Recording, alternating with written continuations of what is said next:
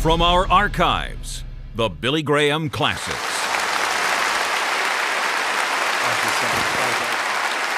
Essa noite quero que vejam comigo o 4º capítulo de Marcos, começando no versículo 35. E no mesmo dia, sendo já tarde, disse-lhe Jesus: passemos para a outra margem. Nesta pregação, o evangelista Billy Graham prega que Jesus tem a solução para todos os corações despedaçados e feridos. Assista até o fim e não se esqueça de se inscrever e, se possível, compartilhe com seus amigos, para que mais pessoas sejam abençoadas. Que Deus abençoe a todos. E eles, despedindo a multidão, o levaram assim como estava, no barco, e outros barcos o seguiam. Ora, levantou-se grande temporal de vento e as ondas se arremessavam contra o barco, de modo que o mesmo já estava a se encher de água. E Jesus estava na popa, dormindo sobre o travesseiro. Eles o despertaram e lhes disseram: Mestre, não te importa que pereçamos? E ele, despertando, repreendeu o vento e disse ao mar: Acalma-te, emudece. O vento se acalmou e fez-se grande bonança. Então lhes disse: por que sois assim tão tímidos? Como é que não tendes fé? E eles, possuídos de grande temor, de medo, diziam uns aos outros: quem é este que até o vento e o mar lhes obedecem? Entre mentes, chegaram à outra margem, a terra dos Gerazenos. Ao desembarcar, logo veio dos sepulcros ao seu encontro um homem possesso de espírito impuro, o qual vivia nos sepulcros, e nem mesmo com cadeias alguém podia prendê-lo. Porque, tendo sido muitas vezes preso com grilhões e cadeias, as cadeias foram quebradas por ele e os grilhões despedaçados, e ninguém podia subjugá-lo. Andava sempre de noite e de dia, clamando por entre os sepulcros e pelos montes, ferindo-se com pedras. Quando de longe viu Jesus, correu e o adorou, exclamando com alta voz: que tenho eu contigo, Jesus, Filho de Deus Altíssimo? Conjuro-te, por Deus, que não me atormentes. Porque Jesus lhes dissera: espírito imundo, sai desse homem. E perguntou-lhes: qual é o seu nome?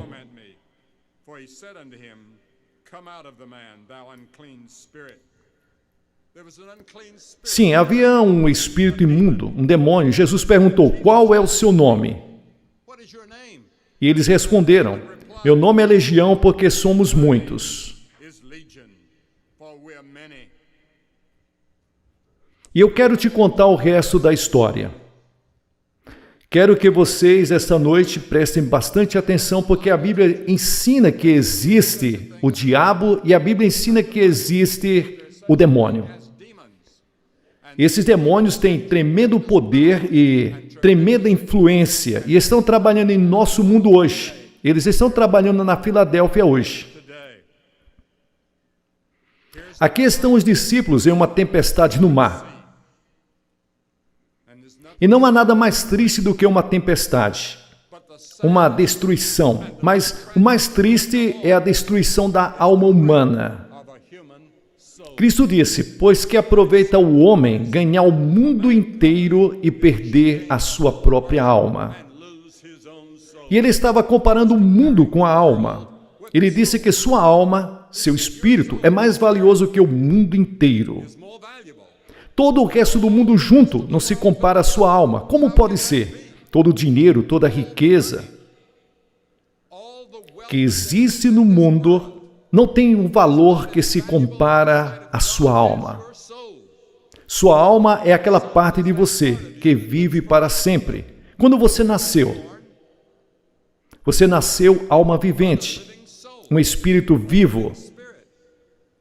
E essa parte de você vai viver para sempre. Nada que você possa fazer sobre isso vai mudar, porque você nasceu para viver para sempre. Agora sua casa eterna pode ser tanto o inferno como pode ser o céu. Mas você vai viver. E cabe a você decidir Que estrada da vida você está seguindo? Jesus disse que há duas estradas, uma estrada larga que é destruição e a outra que é estreita que leva para a vida eterna. Você tem que fazer uma escolha.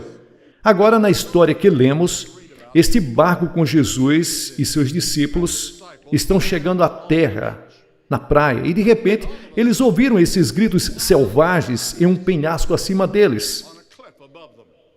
Eles veem um homem que está vivendo em terrível destruição. Ele está ali nu, desgrenhado, está cortado, está sangrando. Fragmentos de correntes estão em seus pés e mãos. E é um remanescente selvagem, um homem miserável naquela situação. Provavelmente veio de uma casa muito boa, mas se perdeu ao longo do tempo. E ele começa a agir de uma forma estranha e cresce daquela forma e se transforma em possuído pelo demônio.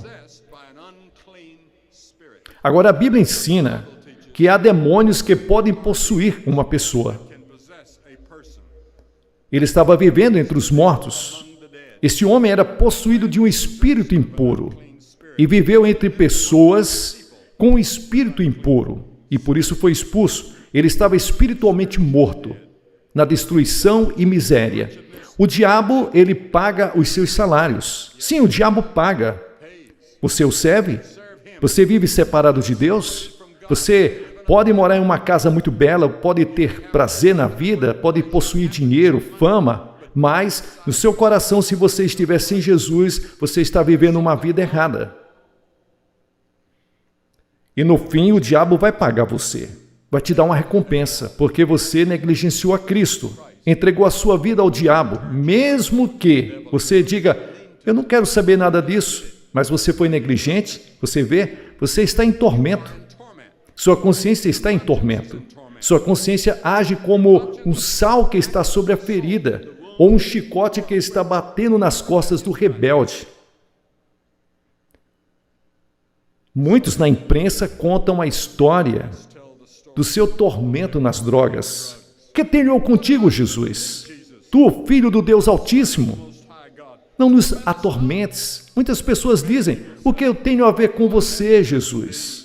Isso é o que esse homem disse. O que eu tenho a ver com você?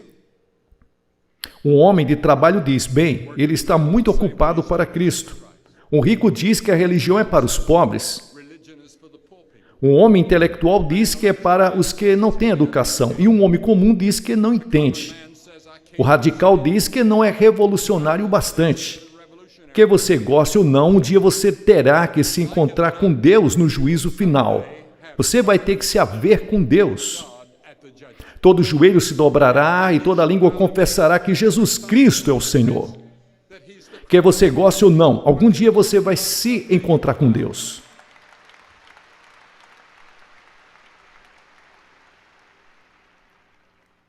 Quando fui levado para algumas dessas áreas da Filadélfia, pessoas devastadas, pessoas que não têm tanto quanto outras pessoas, talvez algumas delas envolvidas em certos tipos de crimes, mas existem pessoas em subúrbios iguais, que vivem em casas melhores, talvez dirigem carros melhores, mas seus corações estão vazios, estão em tormentos por sua própria consciência. Mas Jesus se move entre os dois grupos. Ele movimentou-se entre os pobres, entre os ricos. Ele não tem medo. Sempre delicado, sempre amando. E ele perguntou a este homem, ele disse, qual é o seu nome? Qual é o seu nome?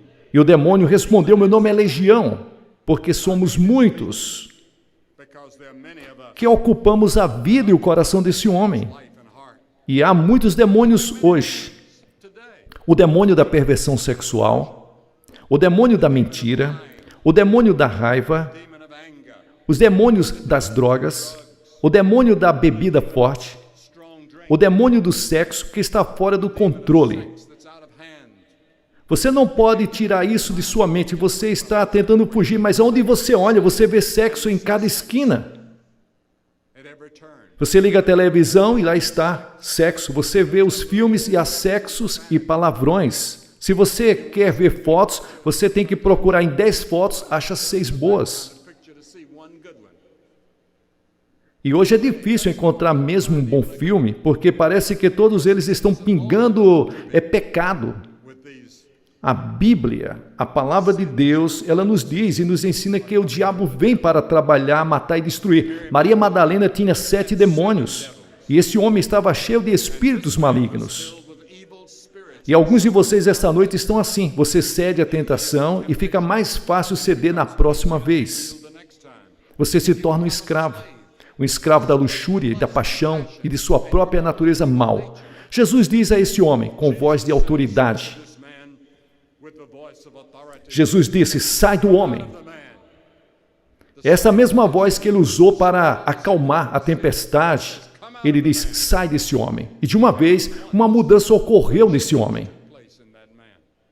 Seus músculos ficaram relaxados, as pedras caíram de suas mãos, o olhar selvagem em seu rosto à esquerda completamente mudou, o olhar da razão veio. A humanidade foi restaurada no homem.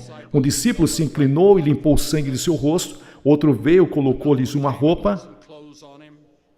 E havia 3 orações que foram feitas nesta história. Apenas uma foi respondida. A primeira oração veio dos demônios. Havia 2.000 porcos pastando naquelas regiões, nos campos, em penhasco. E eles foram guardados pelos pastores. E o demônio disse a Jesus, nos mande para os porcos. E frequentemente pensei comigo mesmo, quão horrível deve ser a existência do inferno. Se nem os demônios querem ir para o inferno, preferem porcos. Uma das orações mais trágicas e terríveis já proferidas. Eles não queriam ir para o inferno. O inferno deve ser horrível, se os demônios não querem ir para lá. É uma lição terrível para aprendermos. O inferno é chamado na Bíblia de muitos nomes. É chamado uma tempestade horrível nos Salmos 11. É chamado de lugar de tristeza nos Salmos 18. É chamado de lugar da muralha em Mateus capítulo 13. É chamado de lugar de choro em Mateus 8. É chamado de lugar de tormento em Lucas 16. É chamado de lugar de trevas e exteriores em Mateus capítulo 8. Em Revelação 20:15 é chamado de lago de fogo. O que seja que essas coisas significam é terrível. Será a separação de Deus. Isso é o inferno. Ser separado de Deus. E você pode ter o inferno nessa terra. Alguns de vocês estão vivendo um verdadeiro inferno porque estão separados de Deus. O problema com você não é sua esposa, não é seu marido, não é sua conta bancária, não são seus filhos. É a separação de Deus. É a separação de Deus. E Deus te ama. Ele está lá para te ajudar todos os dias. Ele morreu na cruz por você porque Ele te ama.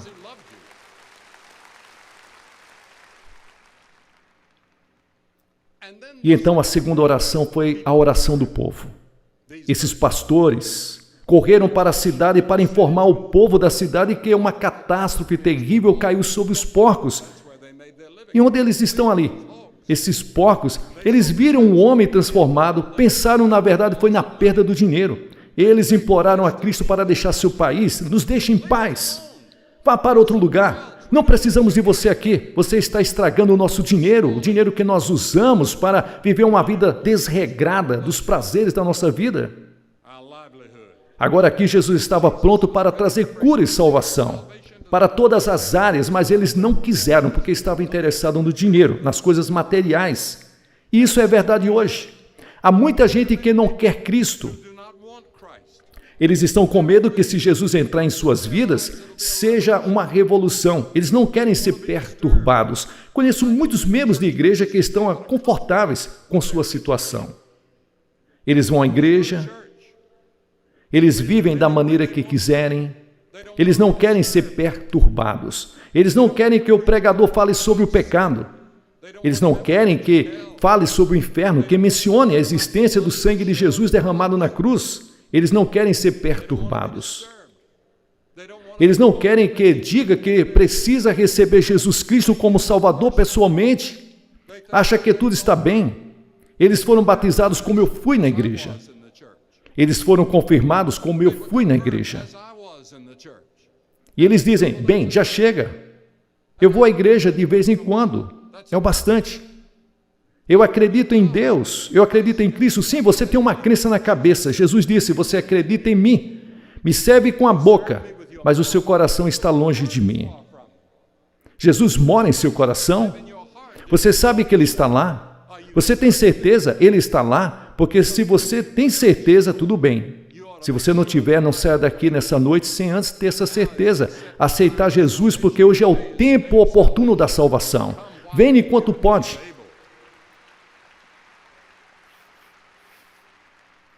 Aquelas pessoas que não querem Jesus são como os homens que estão se afogando e que jogam a boia fora. São como o homem envenenado jogando fora o antídoto. São como o homem que está ferido e que fica abrindo suas feridas. São como o homem perdido na escuridão, tremendo, à beira do inferno, recusando Cristo. Você tem medo de ter que desistir de alguma coisa.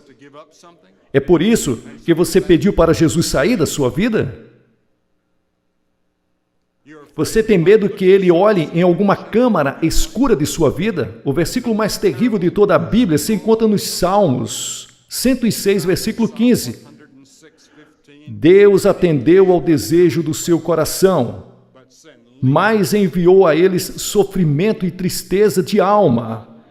Pesou na alma deles estar separado de Deus. Muita gente está com almas pesadas porque estão longe de Deus. Estão vivendo longe de Deus, em sofrimento, em angústia, mergulhados na tristeza de alma, acenando. Você está separado dele. Você precisa ir até Jesus. É disso que se trata a cruz. Ele morreu por você com os dois braços estendidos para reunir você e Deus. E Ele estende a sua mão. E você estende a mão e segura a mão de Jesus. Ele vai segurar a sua mão. Você não precisa se preocupar. Jesus é quem segura. E então a Escritura diz: Efraim está unido a seus ídolos. Deixe-o em paz. E 3 vezes no livro de Romanos, Deus diz: Deus os entregou. Veja, Deus pode desistir de você.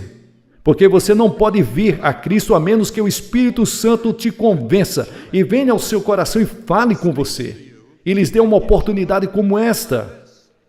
É melhor vir enquanto pode. Se houver a menor perturbação em seu coração, ou a menor indicação de que você precisa de Cristo, é melhor que você venha esta noite. Pode não haver outra noite como esta para você. Que coisa terrível, Deus parar de falar com você e parar de importunar você. Graças a Deus que Ele te perturbou. Graças a Deus que Ele usa sua consciência. Graças a Deus que Ele usa seu cérebro. Deus continua a amar você. E nunca é tarde. Meu pai teve essa ideia estranha quando era jovem, que havia cometido o pecado imperdoável. E ele carregou essa culpa por muitos anos e pensou que era tarde demais para ele. Mas um dia Cristo entrou no seu coração quando ele tinha 40 anos de idade e mudou a vida dele completamente e fez dele uma nova pessoa. E nunca esquecerei a mudança que isso fez em nossa casa. E então a última oração foi o pedido do homem curado. Ele quer seguir a Cristo e ficar com Cristo e viver com Cristo. E Jesus disse: não. Vá para casa. Vá para a rua onde você mora. Vá para os seus amigos. Volte para o seu bairro. Volte para a sua comunidade. E diga-lhes as grandes coisas que o Senhor fez por você. E ele se foi, como Jesus diz. Jesus teve compaixão dele. O que Deus fez por nós, irmãos? Porque Cristo vai fazer algo por você essa noite. Se você nunca esperava antes de chegar aqui, você encontrou e você pode ter uma nova vida e sair desse estágio salvo. Você diz: pode acontecer rápido assim? Pode. Saiba que todas as pessoas que Jesus chamou, Ele chamou publicamente.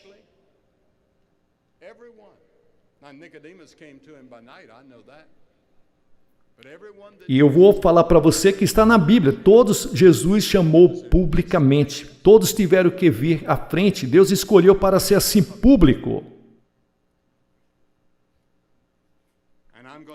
E vou pedir nesse momento para você se levantar do seu assento e vir aqui essa noite e dizer: eu quero que meus pecados sejam perdoados, quero saber que eu vou para o céu. Pela fé recebo Cristo em meu coração e me arrependo dos meus pecados. Há 3 coisas que este homem tinha. Ele descansou. Venha a mim todos os que estão cansados e abatidos, e eu vos aliviarei, disse Jesus. E agora ele estava vestido porque antes estava nu, como Adão e Eva. E você e eu estamos nu diante de Deus. O pecado nos tornou nu. Cristo fornece as roupas no Calvário. E nós estamos vestidos na justiça de Deus. E quando Deus olha para mim, Billy Graham, Deus não vê o mal do meu coração. Ele não vê os pecados que eu cometi. Ele vê a justiça de Jesus Cristo. Porque estou revestido na sua justiça.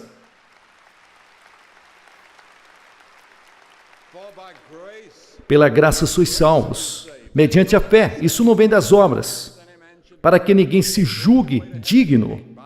Você não pode chegar no céu por si mesmo. Você não pode trabalhar para isso. Você sabe que Cristo vive em você essa noite? Se tiver uma dúvida, não saia desse estádio dessa forma, até que você descubra realmente, porque isso é muito perigoso. Deus, Ele está dando oportunidade. Como está a sua alma? E então, Ele passa a ter razão. Antes os seus sentidos estavam tomados pelo demônio. Agora sua mente está completamente voltada para as formas normais da vida, a sanidade moral. Assim Cristo pode curar. Ele pode limpar. Ele pode mudar. Ele pode fazer isso por você esta noite, se você deixar. E vou pedir para você se levantar de sua cadeira agora mesmo e ficar aqui na frente, pública e abertamente, e dizer: quero ter certeza. Você pode ser membro da melhor igreja da sua comunidade. Você pode ser considerado uma pessoa boa, mas não tem certeza de como estar em Cristo. Gostaria de ter essa certeza. Vou pedir para que todos venham essa noite aqui. Lá da galeria superior, vai demorar alguns minutos a mais, por isso você vem primeiro. Você vem aqui, vou dizer umas palavras para você, fazer uma oração, entregar literatura para você, que vai ajudar na sua futura vida cristã. Essa noite, venha. Venha homens, mulheres, jovens, crianças, pais, mães, avós. Vou pedir que ninguém saia do estádio agora. Sei que algumas pessoas vão querer ir e sair, e estar à frente, mas este é o momento santo desta reunião essa noite.